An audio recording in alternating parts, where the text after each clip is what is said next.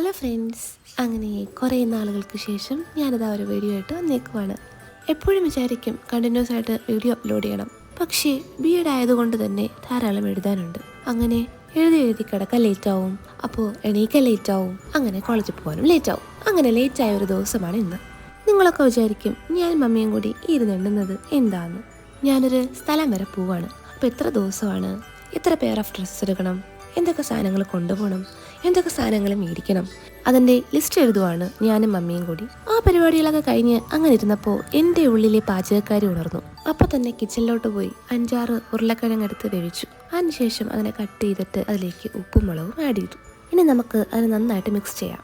ഉപ്പും മുളകും ഒക്കെ ഇട്ട് നമ്മളതിനെ നന്നായിട്ട് മിക്സ് ചെയ്ത് വെച്ചു. ഇനി നമുക്ക് എണ്ണ ഒഴിച്ച് ആ പാനിലേക്ക് ഇതൊക്കെ ഇട്ട് ഫ്രൈ ചെയ്തെടുക്കാം. അങ്ങനെ നമ്മുടെ പൊട്ടാറ്റോ ഫ്രൈ റെഡിയായി. ഫ്രണ്ട്സ്, ഇതാണ് എൻ്റെ വീട്. അങ്ങനെ ഞങ്ങളും സ്റ്റാർ ലൈറ്റൊക്കെ ഇട്ടു. അപ്പോൾ ഇന്നത്തെ വീഡിയോ ഇത്രയേ ഉള്ളൂ. ബൈ.